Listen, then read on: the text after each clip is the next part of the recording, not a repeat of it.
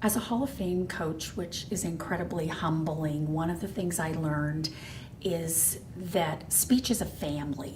It's a ginormous family, and you have to build it on different levels. You need a family with your team, and when that happens, the concentric circles come out, and you build one with the coaches you work with.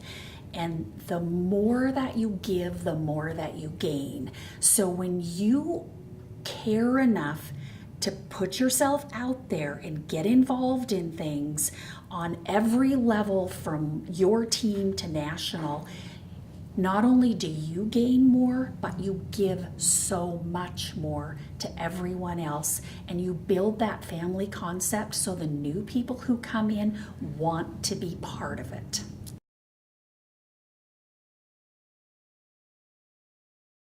Being a new coach is a ginormous challenge, and you have so many things tossed at you that it's incredibly difficult. So one of the things I want new coaches to know is you are not alone, and you feel like you are because you might be the only coach in a town. So if you just would get on to the National Speech and Debate Association website and spring for a resource package. And this is not an ad. I am telling you, this is the best resource in the world. And the people who have worked on it have built it from the ground up so that it works not just for you as a new coach, but all the way through your experienced years. And it has everything your kids need to know. And we know that a picture's worth 1,000 words. So the videos that are on there will make your job seem so much more possible. And don't forget that imitation's the sincerest form of flattery. And so you don't have to reinvent the wheel. Use those resources, use those examples until you learn how to build for yourself. So if you just use that resource, your job will be 90% easier than you think it is. So new coaches, please do that.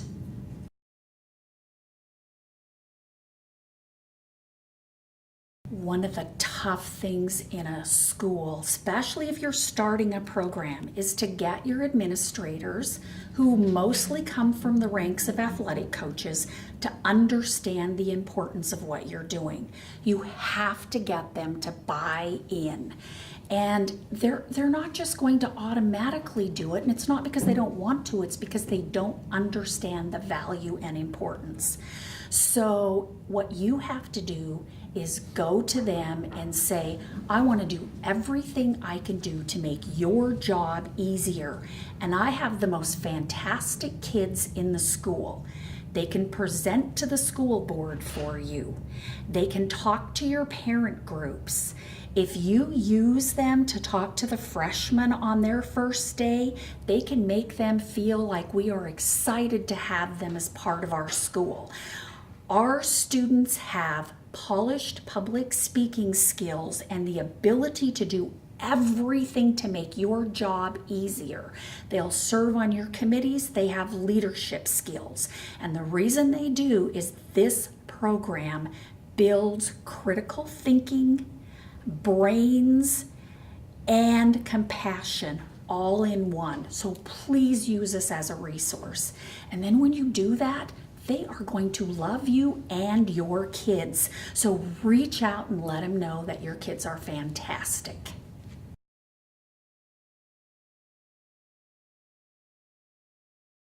Extemporaneous speaking is an incredible event because you learn a lot about everything. And so a lot of people, especially coaches who are maybe more interp inclined, are a little bit intimidated because, you face it, watching the news is negative, and lots of people say, well, I don't want to do that. And so here's what you need to do. Extemp will build all the skills that your kids need to be successful in debate and in Congress. It's cross-training, just like athletes do.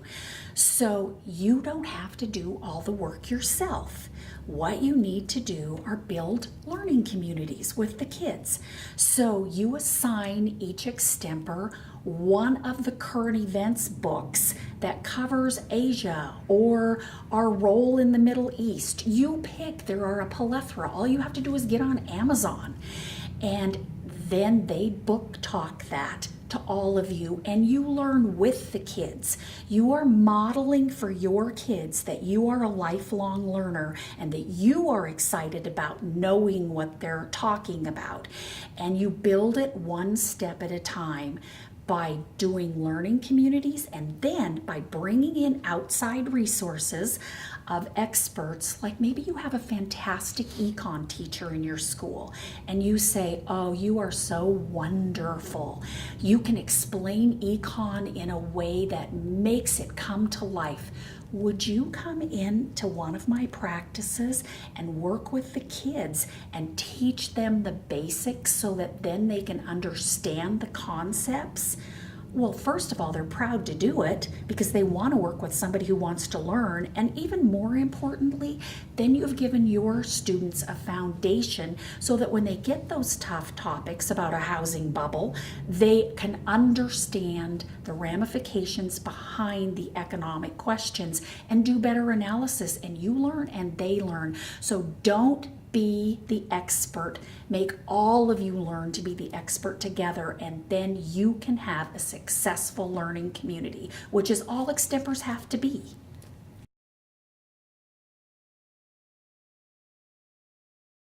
Extempors are completely intimidated at the beginning by, you want me to memorize a 7-minute speech and I only have 30 minutes of prep time, and you want 7 sources minimum in my speech and the national kids have 15? How am I going to do that? Well, what happens is the brain's a muscle, and the more you exercise it, the better it works. So you just start out with your babies and tell them that in your first speech, then you get to use a note card, and you can even use it for your second speech. But when you get to your third one, even if it's too short, you are going to have 2-sided sources, and you let them build gently, just like you let babies build gently. You don't expect them to start out running, but then when you get to your more advanced kids, because that brain's a muscle, and the more you exercise it, the better it works. You have to get them to practice. Pretty files don't make pretty speeches. So every morning when they're getting ready, because these are busy people, just like we are, they have to listen to NPR or whatever their favorite is. It might be the news, but then when they hop into the shower, they give the shower wall a speech that reiterates what they're talking about. They start their day talking, and they have to cite the sources and the experts that they heard in the news. When they start their day doing that every single day, then it is amazing how quickly their memories improve and their confidence improves, along with their speaking ability and their fluency. So memorization ends up being a non-issue when they work on it incrementally.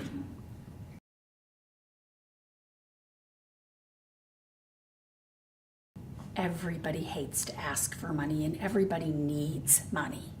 Our programs don't fund themselves, and with all the budget cuts, we've taken more than our share of hits, and we know it.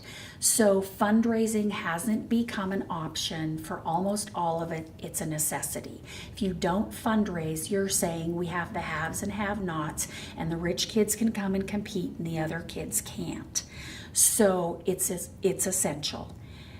What you need to do is what works in your community, but think outside the box. I'll give you an example of something that works in our community that I wouldn't have thought of in a million years. Someone came to me.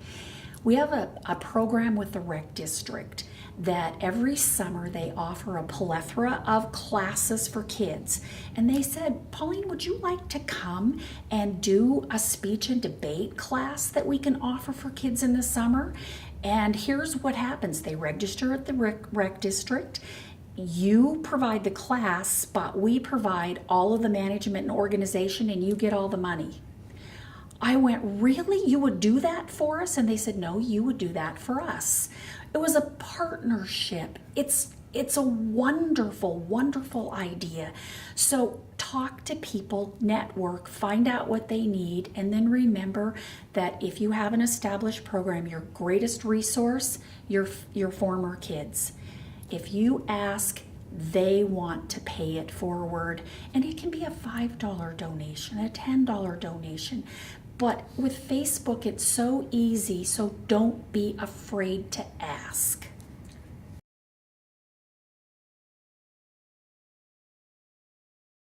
Debate in NFL, according to Bruno Jacobs, our founder, was king. It wore a crown. And it is true that it was absolutely a good old boys club, very much so. And females weren't excluded, they weren't included. There's a difference between those two. So the very first time that I worked in a debate tab, all men, policy debate, and they looked at me like I was a unicorn, which means, rare, not unwanted, but they didn't know what to do with me, and they were pretty sure I didn't know what to do. And so here's the really important thing to understand. People aren't excluding you, they're just failing to include. So whenever you find yourself in that situation, remember that you have an obligation as well, and that is to prove that you have something to offer, and we all do. So in that very first tab room, I didn't push, I stayed back and I watched, and I saw that there could be some improvements. And so I set about making myself useful. And when I caught the third mistake and saved them from the wrath of the tournament director, they were so grateful that they decided that I should stay around. And so you can't be pushy, but you have to be forward and you have to offer. So don't think anybody's ever excluding you. And I have been so incredibly fortunate because I was the first female to chair policy debate tab, and then we had a rule that if you had kids in the event, you couldn't be in that event, and that's how I ended up moving to LD. So please don't think that that good old boys network is something that is directed to you. It is not. It is just part of the camaraderie and part of the culture, and you will be welcomed when you welcome their strengths.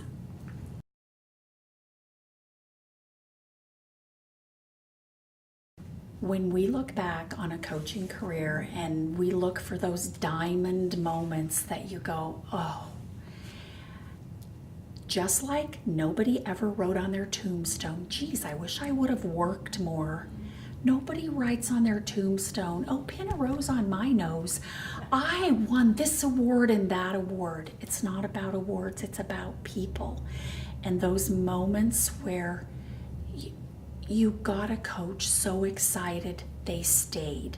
You helped them not give up and get their first national qualifier and watch the tears pour down their face. You take a little kid who is scared out of his or her mind and turns beet red, and they finally, maybe they never qualify for nationals, but they're the one who comes back and tells you, you changed my life. I have reached this pinnacle that I've wanted forever. And when you get to hear the personal stories, or they bring their babies and say, my baby's going to be in speech, I will make sure. Those are the diamond moments, rather than the diamonds on your NFL pin, that warm your heart and build that family, and those are the things you will take to your grave.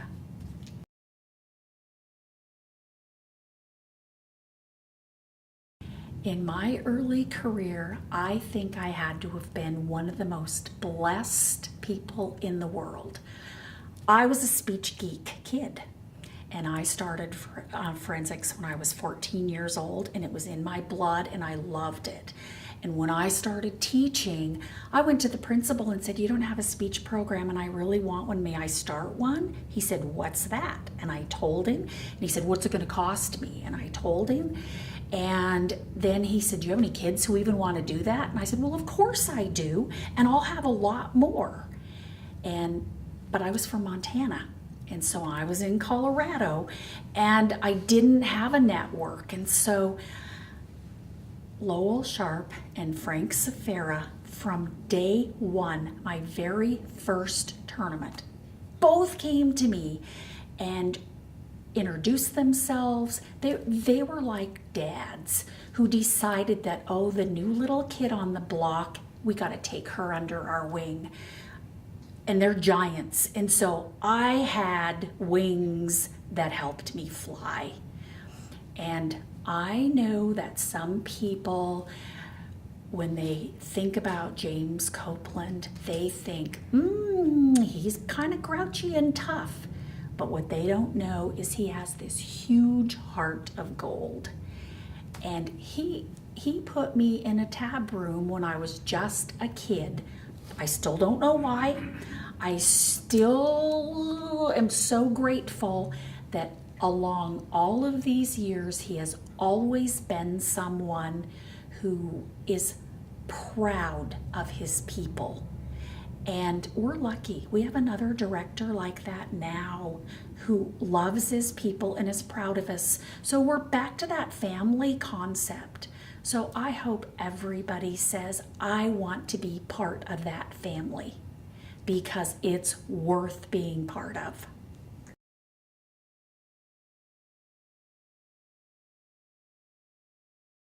Coaching, I'm going to use trite analogies, and coaching is a marathon. And so if you want all the benefits, you need to be in it for the long haul. So when we're little kids, here's what we know. We love the carnival. The rides are fantastic. They're a thrill. Coaching's a carnival. One of the rides you get on is a merry-go-round, and sometimes it speeds up too fast and you think, oops, I can't take this, I have to get off. But if you get off, you will miss all the fun.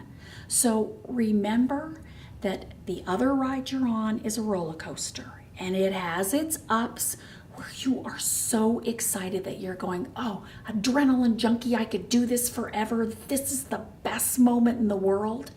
And moments when, whether it's a kid or a parent or the fact that you're taking time from your own family, you start to doubt yourself.